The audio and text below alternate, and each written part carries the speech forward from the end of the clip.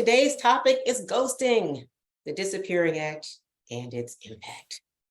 Yep, and a worthy topic, because as a coach, and you probably as a therapist, have All the plenty of time. clients talk about ghosting and definitely how they feel when it happens to them. And it's a hot topic. It happens very frequently. It's very pervasive in our culture. And Yeah. we thought, boy, let's open it up and dive in and get your questions, as well as share some thoughts and ideas. And We know some of y'all have stories out there about ghosting, so we want to hear those too.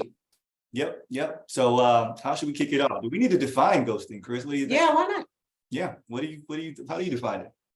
I think it's kind of multi-layered, right? And so depending on how you are kind of impacted by what happens, you might see it differently. Now, in the past, I would have thought ghosting. That's kind of when you start a conversation and then they disappear. That's ghosting.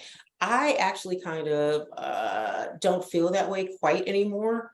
I kind of feel like because of our culture and the implications around kind of dating online and having all those apps and options, that if you have a conversation with someone and it's just like, hey, saw your picture, you're cute or something, and you say, oh yeah, you too, and then you don't hear from them again, right?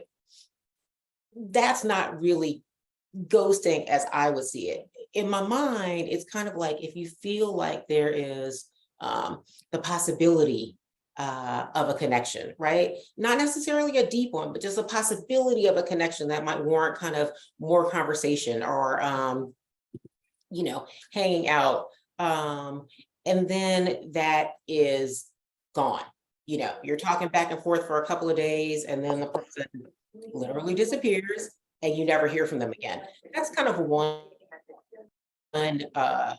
way in which you see this pop up. But I think the other way in which you really see this pop up is when you actually are involved in something deeper. When you talk with a person several times a week, when you see each other multiple times a week, when there almost seems to be kind of a pattern that you can rely on, right? And then suddenly the pattern is disrupted and the person is gone. And you try to reach out, you go the various means that you used to, they're gone, but they're not gone necessarily to everybody. They're just definitely gone and no longer interacting with you. Now, the thing with ghosting that's interesting, right, is that it doesn't have to happen after there's been some argument, after there's been some serious disruption in whatever flow y'all have going, right? You can think everything's amazing. You can have no indication. And I don't mean like, oh, there were red flags. I mean, you're chilling, you think they're chilling too. Then the next day you go to call, they don't answer. You DM, they don't answer. You email, they don't answer, right? And you still see that they're active and engaged in other ways. That is like a prime example of being ghosted. What would you add to that? I like the way you described it to a T. I think it's multi-layered. Yep. I think it's always existed. We just gave it a term. Yeah. I mean, ghosting existed back in the day when there wasn't as much device communication or no device communication. True. You can meet somebody at the club, get the number, talk to them for a minute, and then, hey, they stop calling. Yes, absolutely. All right? You don't hear from them again. There's no contact. There's no understanding why. There's no explanation. But okay, here's my question though.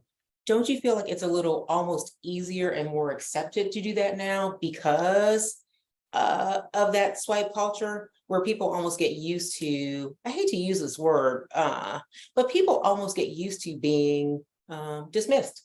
Yeah. Kind of, passed over. You were relevant, now you aren't.